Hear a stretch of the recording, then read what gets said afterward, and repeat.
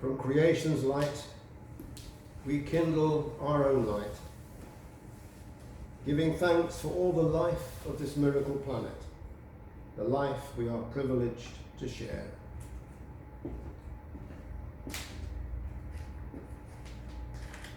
Well, good morning, everyone. Good morning. Nice to be with you again. And also, of course, it's Father's Day today, so a special word to any fathers who may be present. Word of greeting to you especially.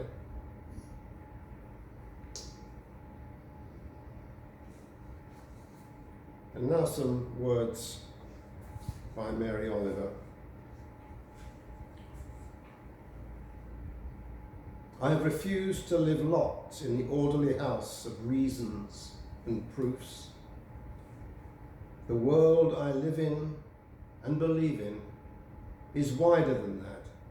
And anyway, what's wrong with maybe? You wouldn't believe what once or twice I have seen. I'll just tell you this, only if there are angels in your head will you ever possibly see one.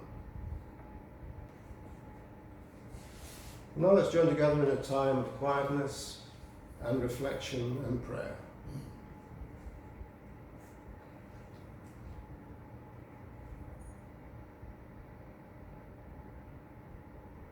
If there is an infinity of galaxies in the universe, and if there is an infinity of stars in each galaxy, and if only an infinitesimal percentage of those stars have planets orbiting around them, and if only an infinitesimal percentage of those planets have evolved life, and if only an infinitesimal percentage of those living planets have evolved intelligent life,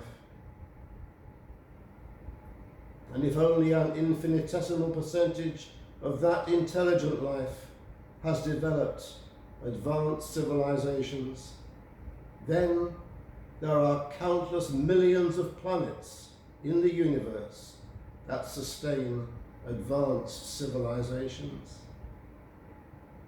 But since these advanced civilizations are impossibly remote from each other, it is unlikely that any of us will ever meet, and yet we are all out there, and we are one, as all we who live on earth are one. Amen. A reading from the book of Job. Which is the way to the home of light? And where does darkness dwell? Can you then take each to its appointed boundary and escort it on its homeward paths? Doubtless you know, for you were already born. So long is the span of your life. Have you visited the storehouses of the snow, or seen the arsenal where hail is stored, which I have kept ready for the day of calamity, for war, and for the hour of battle? By what paths is the heat spread abroad, or the east wind dispersed worldwide? Who has cut channels for the downpour, and cleared a path for the thunderbolt, for rain to fall on land devoid of people, on the uninhabited wilderness, clothing waste and derelict lands with green, and making grass spring up on the thirsty ground? Does the rain have a father, who sired the drops of dew, whose womb gave birth to the ice, and who was the mother of the hoarfrost in the skies, which lays a stony cover over the waters and freezes the surface of the deep? Can you bind the cluster of the Pleiades, or loose Orion's belt? Can you bring out the signs of the zodiac in their season, or guide Aldebaran and its satellite stars? Did you proclaim the rules that govern the heavens or determine the laws of nature on the earth? Can you command the clouds to envelop you in a deluge of rain? If you bid lightning speed on its way, will it say to you, I am ready? Who put wisdom in the depths of darkness and veiled understanding in secrecy? Who is wise enough to marshal the rain clouds and empty the cisterns of heaven?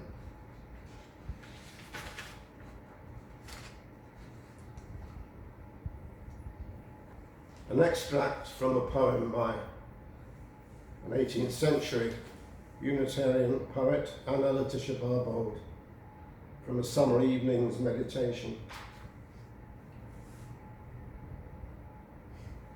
Ye citadels of light and seats of gods, perhaps my future home, oh, be it lawful now to tread the hallowed circle of your courts, and with mute wonder and delighted awe approach your burning confines. Seized in thought, on fancy's wild and roving wing I sail, from the green borders of the peopled earth and the pale moon, her duteous fair attendant, from solitary Mars, from the vast orb of Jupiter, whose huge, gigantic bulk dances in ether like the lightest leaf, to the dim verge, the suburbs of the system, where cheerless Saturn midst his watery moons, girt with a lucid zone, in gloomy pomp sits like an exiled monarch. Fearless thence I launch into the trackless deeps of space, where burning round 10,000 suns appear of elder beam, which ask no leave to shine of our terrestrial star, nor borrow light from the proud regent of our scanty day.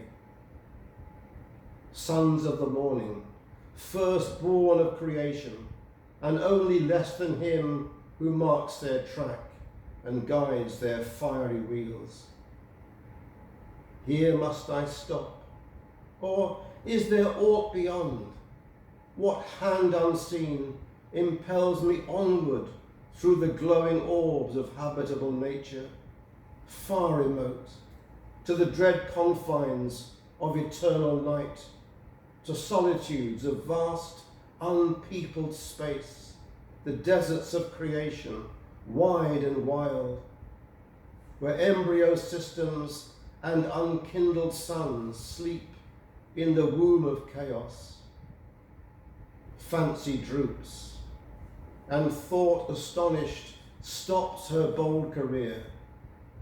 But oh, thou mighty mind, whose powerful words said, thus let all things be, and thus they were, where shall I seek thy presence? How unblamed invoke thy dread perfection?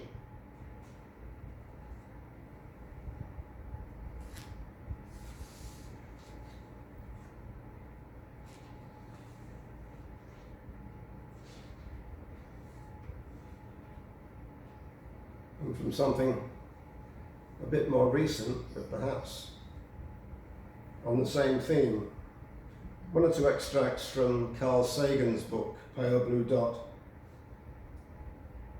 Look again at that dot. That's here. That's home. That's us. On it, everyone you love, everyone you know, everyone you ever heard of, every human being, whoever was, lived out their lives. Every saint and sinner in the history of our species lived there, on a mote of dust, suspended in a sunbeam. The earth is a very small stage in a vast cosmic arena. Our posturings, our imagined self-importance, the delusion that we have some privileged position in the universe, are challenged by this point of pale light. Our planet is a lonely speck in the great enveloping cosmic dark. In our obscurity, in all this vastness, there is no hint that help will come from elsewhere to save us from ourselves. There is perhaps no better demonstration of the folly of human conceits than this distant image of our tiny world. To me, it underscores our responsibility to deal more kindly with one another and to preserve and cherish the pale blue dot, the only home we've ever known. The words of Carl Sagan.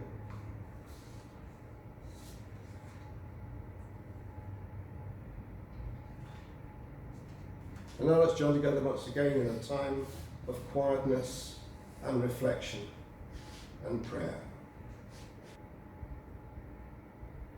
One Christmas, an astronaut spoke to us from space. He read to us from Genesis. In the beginning, God created the heaven and the earth. And he greeted us all on the good earth. One July evening, 2 astronauts landed on the moon. One called it one small step for a man, one giant leap for mankind. We walked on another world. We saw Earth rise. We thought we could never be the same again. Maybe some of us never were. We gained perspective. We saw Earth's beauty and fragility, realized the absurdity of our pride. Science and technology, ingenuity and courage, ambition and politics, money and resources beyond imagination, these got us to the moon. These and the ambivalent human spirit, a little lower than the angels, reaching out in both wonder and would-be mastery. That was then, so many years ago.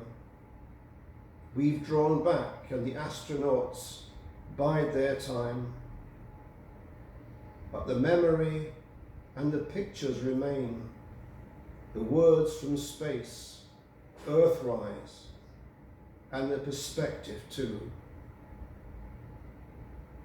Let's reflect on them in a few moments of quietness.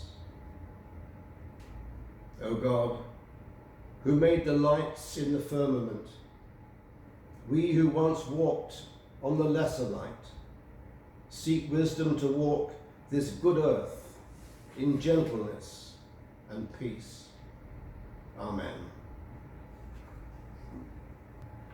Next month sees the 50th anniversary of what was undoubtedly one of the most important events in human history. The 20th of July 1969 was a very good day for me personally, but much of what I recorded in my diary isn't really for general consumption, even now. However, towards the end of my entry for that day comes this: watch the first manned landing on the moon on TV by Neil Armstrong and Buzz Aldrin. In those few words, I summed up the climax of the Apollo program, which at the time seemed likely to take the human race on further voyages of exploration across the universe, to quote a Beatles song that was recorded that year and released the next. In the event, after 6 more successful missions, and one near disaster, the Apollo program was cancelled and the last 3 planned missions never took place. It wasn't the end of activity in space, of course. There have been some amazing unmanned missions of discovery. There is the Hubble telescope, and there, of course, were the space shuttles. But even so, much that went on was less about boldly going where no one has gone before, to coin a phrase, and more about cluttering up Earth's orbit with satellites and space junk that were, for good or ill, firmly tied to the business and the businesses of this world. This is not to say that some of this has not been of very great value, but it has somehow lacked the excitement we felt as the Apollo program approached and achieved its goal.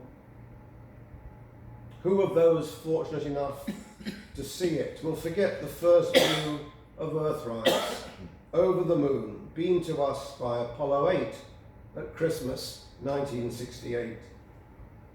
To see Earth from space was one of the great gifts of the space flights of the late 60s, and again of later probes like Voyager. We saw the beauty of our blue-green planet, our pale blue dot, as it hangs in the infinite darkness of the universe. We were shown how absurd and meaningless are the divisions, the national borders, the conflicts and the rivalries that obsess we paltry humans, and how foolish we are to treat this miraculous planet so rare in the lifeless wastes of the cosmos with the destructive greed and folly that threatens so much of life on Earth, not least our own. Sadly, we haven't learnt the lessons of the Apollo missions and that night when Apollo 11 landed on the moon, which has been allowed to fade into history to a very large extent. But if we truly heeded its greatest lesson, that the Earth is one single, stupendously magnificent, living and interdependent whole, then maybe we wouldn't be seeing the political divisions, the racism and xenophobia, the sectarianism and intolerant religious fanaticism, the authoritarianism and autocracy, the narrow nationalistic populism which had another name in the 1930s and 40s. These evils that disfigure this 21st century in so much of the world and this country not accepted. And maybe we wouldn't have seen the decades of environmental destruction, pollution and degradation that have brought us to the brink of catastrophe. It's not as if we weren't warned. My diary entry for 50 years ago today, the 16th of June 1969, records that I was reading a book called Vanishing Wild Animals of the World by Richard Fitter. Many more wild animals have vanished since I read that book, and today many more species of animal and plant are approaching extinction at our hands. We have all become familiar in recent years with the reality of climate change, but it was known about and written about in the 1960s, though the warnings were ignored. Rachel Carson's deeply disturbing classic Silent Spring was published in 1962, but its bleak lessons have yet to be truly learned. So the Earth we saw from space, courtesy of the Apollo missions, is in some respects at least a poorer place now than it was 50 years ago. And something else that we have lost is the excitement about humanity's spirit of adventure that those space flights engendered. And although the space program had quite as much to do with superpower rivalries as it did with noble ideals of exploration, nothing could altogether diminish the fact that what we were witnessing on July the 20th, 1969, was indeed one small step for a man, one giant leap for mankind. The 1960s will witness to something else that, on the face of it, was in complete contrast to the space program. And that was the counterculture that had given us the Summer of Love 2 years earlier, and the dreams and visions of love and peace that flowed from those hazy days. Besides the moon landing, the summer of 1969 also saw the last great flourish of that counterculture, as exemplified in the Woodstock Festival that took place in August of that year. And by the end of 1969, events like the Charles Manson murders and the disastrous Altamont Festival had, to put it mildly, taken the shine off the counterculture's optimism. And strangely, this was mirrored in my own life too, which saw a very close encounter with death that autumn and the end of a beautiful relationship as the year drew to its close. But again, that's another story. 1969 then saw something of a high point, after which many hopes were to be dashed. We didn't see peace and love prevail. We didn't experience a global awakening of sanity and responsibility. We didn't see humanity launching out across the deeps of space in person, in a spirit of peaceful exploration.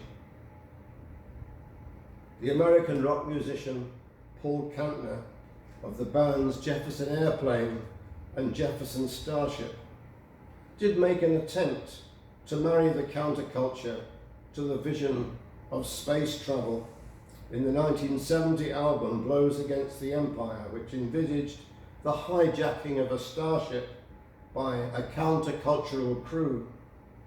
But that was really a last desperate throw. It was about escape from the earth, no longer about its transformation. I'm going to play a track from that after this sermon. So where does all that leave us 50 years on from the first moon landing and from the counterculture that at its best formed a strangely appropriate yet contrasting backdrop to it? The counterculture had an all too fragile idealism. The Apollo mission showed us a fragile planet that needed sound and firmly rooted ideals if it was to escape the ravages of a greedy, rapacious, and squabbling humanity. But although there was idealism in the space program, it was ultimately dependent on power politics and the attendant financial priorities. And the general public too soon lost interest in the Apollo program, except when it went spectacularly wrong with Apollo 13. But those events of 50 years ago should not be dismissed out of hand. If we could rekindle that sense of wonder that we felt on seeing Earthrise, that sense of achievement and outward-looking adventure that we felt on watching the first moon landing, that awareness of the Earth's unity in contrast to the petty divisions that human folly perpetuates upon it. If we could learn those lessons again, then maybe it would help us to call a halt to the downward path that we so often seem to be on. But what can we do? Isn't it all a bit too much for our feeble efforts? Well, no, it isn't, or at least it needn't be. Although humanity has a tremendous capacity for getting things wrong, and this cannot be underestimated. It also has a tremendous capacity for waking up to the threats we face and turning our ingenuity, so often misused, to positive uses. Is this a guarantee of success? Alas, no, which is why we need to uphold, proclaim, and live those values which affirm the unity and wholeness of creation and of humanity as part of it. And that's where our communities of the Spirit come in. Why do we exist at all if it isn't to seek, to celebrate, and to share those values and the Spirit which is their fount? We must be humble before the majesty of the universe and learn to respect and treasure that part of it to which we belong. And in realizing that the earth and indeed the cosmos is one interdependent system, we may also learn the simple truth that for all our differences, diversity and variety, so too humanity is one. And to make humanity function as it should, we need to work a bit harder on kindness, mercy, justice, and loving our neighbour. As we look out into the vastness of the universe, wondering if our spaceship Earth is the only place where life has evolved into beings such as ourselves, it is interesting to note the findings of the so-called Drake equation, of which you may have heard, which estimates that the number of advanced civilizations in our galaxy alone numbers in the tens of thousands, and maybe is as many as 100 million. If that's true, I have no idea if it is, but if it's true, then we have a lot more neighbours to love than we may have thought. But for now, let's focus on our neighbours here on earth. Together, we could change the dangerous course our world is currently on. And in our own faith community, we can play our part in doing so, seeking strength and wisdom in the Spirit that makes us one. Amen.